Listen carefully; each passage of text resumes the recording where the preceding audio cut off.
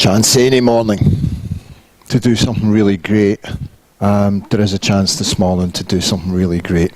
At least one thing that's really great. We're going to spend some time in prayer. There's, on my radar, there's three things that I really want to pray for. You might have some more.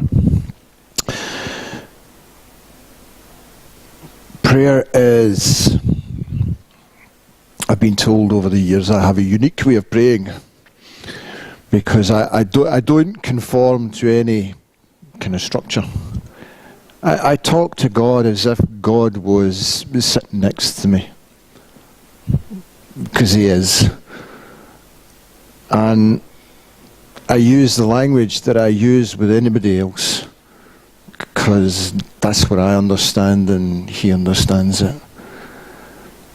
So if I can give you any advice for prayer, it's that. It's just speak to God like He's sitting next to you and use the language that you would use with somebody you meet in the street. Don't try to be fancy about it or super holy. Just come and be yourself. Sometimes you'll come in strength, sometimes maybe in a state of weakness. That really doesn't matter. But just come before Him. How do you prioritize who you want to pray about? I wonder if anybody's seen, it's an old film now. I'm starting to show my age. The Pursuit of Happiness. Happiness spelled Happynes. Will Smith's in it. Anybody seen it? Yeah? Cool. Yeah?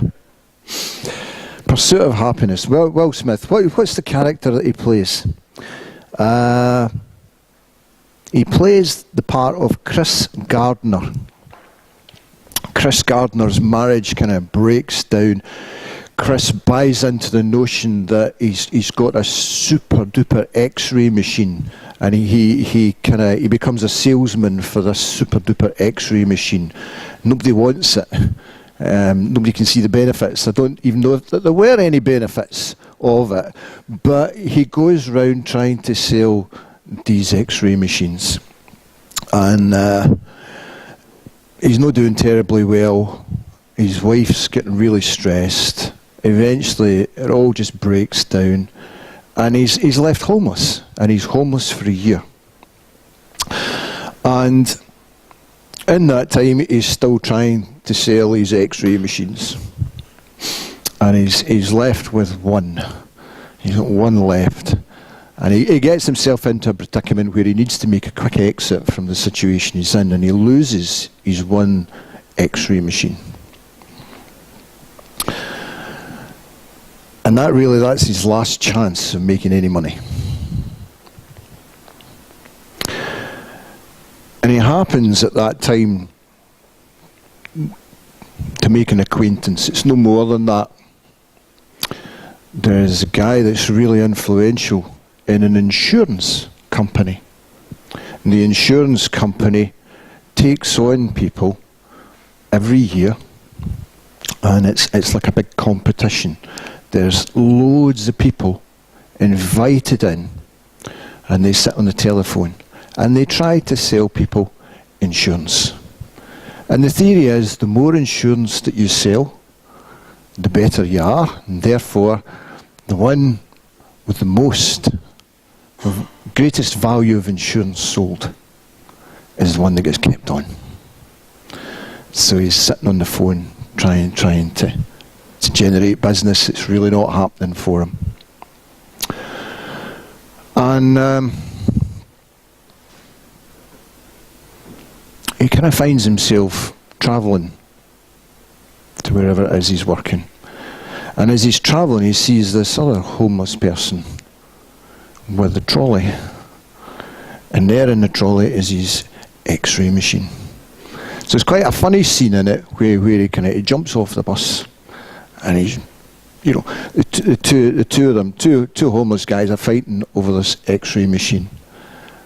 One of them has no idea what it is, just it's mine and I'm keeping it. The other one recognises, if I can sell this, I can eat. And he does eventually manage to sell it, and he does manage to eat, and he manages to kind of support his kid for a wee while. But this Chris Gardner, he makes a life choice with the insurance company. The insurance company print off pages and pages of potential clients with their phone numbers.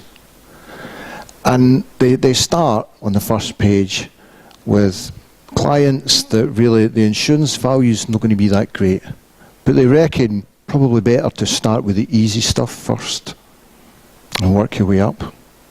Well, this Chris Gardner, what he did was he stuffed that for a game of soldiers. I'm not having that. I'm wasting my time on this. So he went to the back and he just started working his way backwards through the list. So he starts at the phone call that could make millions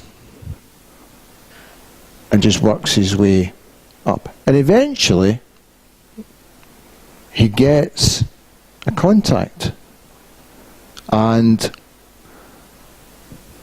one way or another manages to secure the business for the company that's worth an awful lot of money. Now everybody else had made loads and loads of phone calls, and they've sold loads of policies. The value didn't even begin to meet what Chris Gardner did with his one phone call. Now the reason that I'm telling you this is, I think David was right last week. We can do the bike run and we can say, well, we'll do the bike run and hopefully we'll raise a few £100. That'd be quite good. If we could do that, there's no egg on our face, we've done all right. Alternatively, you can start at the back and you can go for the greater value.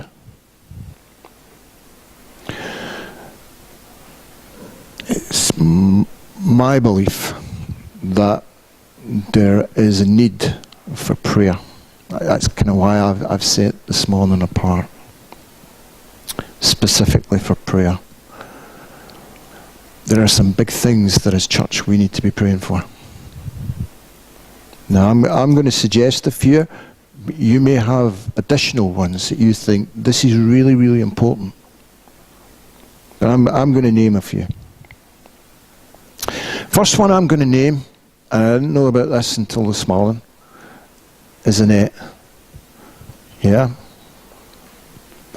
Annette's in hospital, and Annette wasn't feeling very well last week, was she? She wasn't feeling very well last week. And I had a prayer time with Annette and really said to her, now please go home, phone the doctor. And I think she must have done that. And Annette's now in a hospital. I think the truth is, on kind of hearing a bit of the story, prayer works. I spent some time with her, and I think God heard the prayer. So that's really, really cool. But we want to remember your mum, that she gets better. Yeah, I mean she's in the hospital. It's the best place for her right now. Yeah, hard on yourself and the rest of the family, and we recognise that. And if there's anything that we can do to help you in a practical way, give us a shout. We'll do that. Yeah, because partly that's why we're here. We're here to be your wider family. Yeah, and to support you in times of need. But you really, really, really want to pray for Annette. Being in the hospital is no fun. It's no fun. And she would benefit from our prayers this morning. Okay. So we want to pray for Annette. We want to pray for Mark and your sister. Sorry, what's your sister's name? Karen. Yeah. Because, Karen will be going to visit and whatnot as well, yeah. And it's hard going into the hospital and seeing your family in bed. I think it's really important that we do that. I think it's really, really important, as it was last week when I prayed, that there's a full healing. You pray for full healing, no partial healing. You pray for full healing.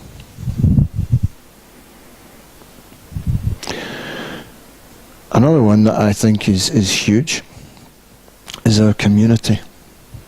I don't know how we pray for our community, or what you think community is. Different people will think community is different things. But we should be praying for our community, and we should be praying big time for our community. We should be asking God for the impossible in our community. We should be asking God to do the miraculous in people's lives in our community. We could also pray for the other church fellowships around the area. I don't know how often we do that. Again, we kind of come together as church leaders. There's a fraternal come together, seek to do things together. You might not agree with everybody's theology, but ultimately they're all trying to praise God and be a witness for Him, so we could pray for them. We want to pray for your baptism, because I think loads of people are coming to that that aren't Christians, maybe never heard really the Christian message, and again, just really step out there in faith and pray for the miraculous. I have no idea what we're going to do that Sunday, but we'll. I've got one eye on the fact that people are coming that haven't heard the full power of Jesus Christ, and we will look, you and I, to address that. Yeah, we'll look to set that straight in His strength. Okay, so you're all right. Yeah. The other, and the reason that I really kind of kicked off with this whole notion, is I want you to pray for an electrician. We've spent months now. Yeah, we do believe that we are almost there. We have spent months trying to get an electrician to do the wiring. The harsh truth of the matter is, if this building burns down, or anything serious happens to it, it's questionable whether the insurance company is actually going to pay out, because we haven't got everything in order. We need this electrician to come in and do the work, and we've tried to get this one and that one, and they're all too busy, and as I understand it now, they are genuinely too busy. Change days. But we think we've got this guy, and pray that he actually does the work. And that's no reflection on him, just that the work gets done, please. For peace of mind. For peace of mind. The quotes that he's given at this moment in time are significantly less than we've had in the past. They're still dear, but they are way less than we've had in the past. So really pray that God would move people to come and to help us out, because we can't do it by ourselves. We're not qualified to do it. We need these qualified people to come in and to do this work. We are supposed to be a witness in the community. We are supposed to be out there kind of shining the light. And I feel at the moment, in this respect, we're not. It doesn't sit well with me. So, I would ask you to pray that we get somebody in here sooner rather than later to do this work. keep us all safe, if absolutely nothing else. Does anybody else have anything that they're really burdened and they think, as church we could pray for this?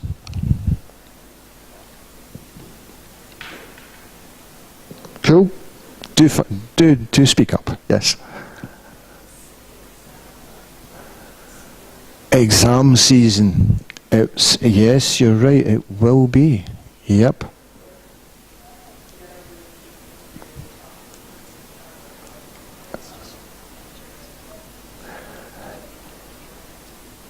Right. Yeah. Yeah. Yeah. Well, what grade is this?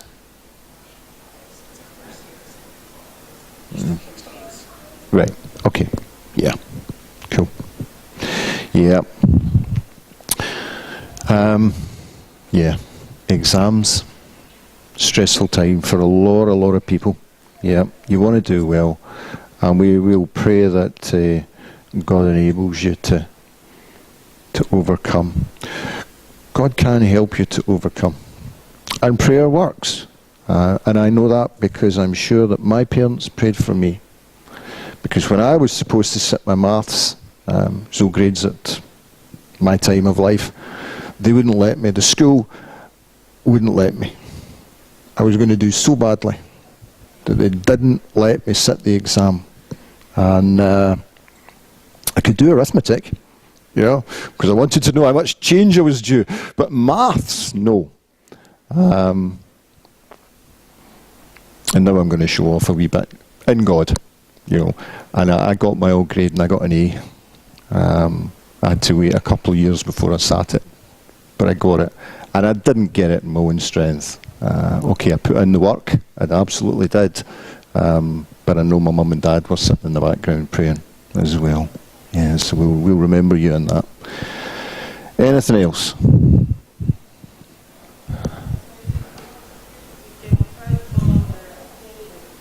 For Congo? Yeah. Yeah. Yeah.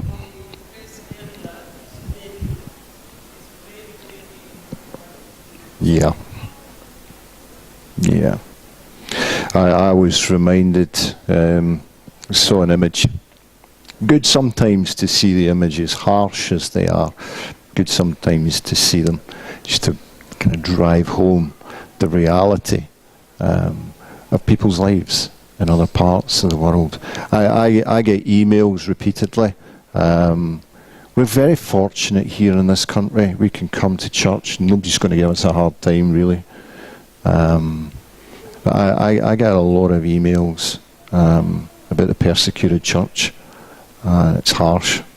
It's absolutely harsh. So you've got the persecuted church, and then you've got, countries like the Congo, where, if you happen to be in the wrong place at the wrong time, it's not good news. It's very hard on people. It's very hard on their families. Yep, we can certainly. That was on my radar as well. Thank you. Yeah, I've got various scriptures, but I'm going to read Matthew 7, which says, "Ask and it shall be given you; seek, you shall find; knock, it shall be opened to you. For everyone that asks receives; he that seeks finds; to him that knocks it shall be opened." I have two brothers, and the middle brother, Kirk, for many years was a street evangelist. That's what he did. He's now studying at a Bible college, but for many years, himself, his wife, were street evangelists. And they went on the basis of praying for just enough. Just enough. And they didn't get much in the way of holidays and that kind of thing. And this particular year, for whatever reason, they kind of, Kirk was really, he was challenged. You don't have, because you're no asking. And it had been Kirk's plan to pray for just enough to get his holiday, just to cover the bills. And he was really challenged. You don't have because you're not asking. So he asked for more, significantly more, than he needed just to kind of pay his fare and all the rest of it. And he was somewhat surprised, shouldn't have been, but somewhat surprised that the money came in.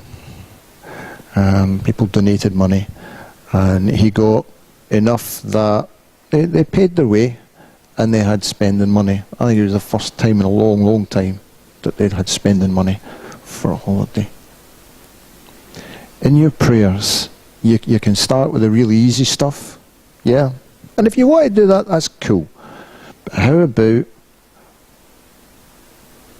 we kind of talk to ourselves and say, how about me as an individual, maybe us as church, we're going to start on the back page. We're going to start asking for the really, really hard stuff, the stuff that's just not happening, that for whatever reason, it's just not happening, and ask God to move into those situations, and to turn them around and to transform. Yeah. So, I don't know how we want to do this, but I just want you to pray like God's next to you and you're using your everyday language. Probably better just maybe to kind of split up into the kind of smaller groups. Yeah. There is absolutely no pressure to speak your prayer out. The prayer that you say in your head where you hear the wee voice, that's okay hearing the wee voice, because I hear a wee voice in my head when I'm praying. Yeah. If you pray in your head, God still receives that prayer. Okay, so there's no pressure. And there's no pressure when you're sitting in your wee groups to go round in a circle. No pressure to do that at all. You pray as the Spirit leads you. Yeah. And if you kind of sit there and you're like, I really don't have anything to say at the moment, that's okay. That's all right. Where two are in agreement, God is able to move in, transform and change situations. So you might not have anything that you kind of think, whoa, I've got this wonderful prayer. But you can agree with the person who is praying. And in that, God is empowered to move forward. Yeah? Everybody has a role. Everybody has a role. It's an equal role. It's a partnership. But let's really ask that God would move into the really, really hard areas of life and transform and renew and heal and save. Yeah? I'm quite emotional this morning, although I might not look it. I give him a row. I won't. I would like to see God move into situations and transform some of what's going on so that people have a good quality of life. So,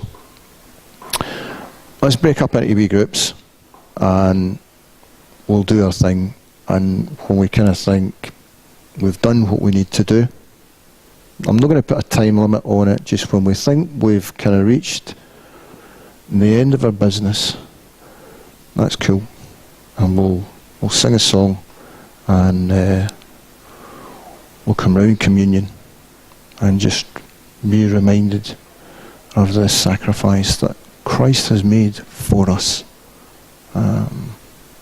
So he sacrificed a little bit of time here this morning, and Christ sacrificed so much more. So, I'm not going to tell you where to go and sit, yeah, but just kind of into groups. And there may be other things that you want to pray for, that you're led to. I can think of one myself just now, and cool to go there as well. Yeah?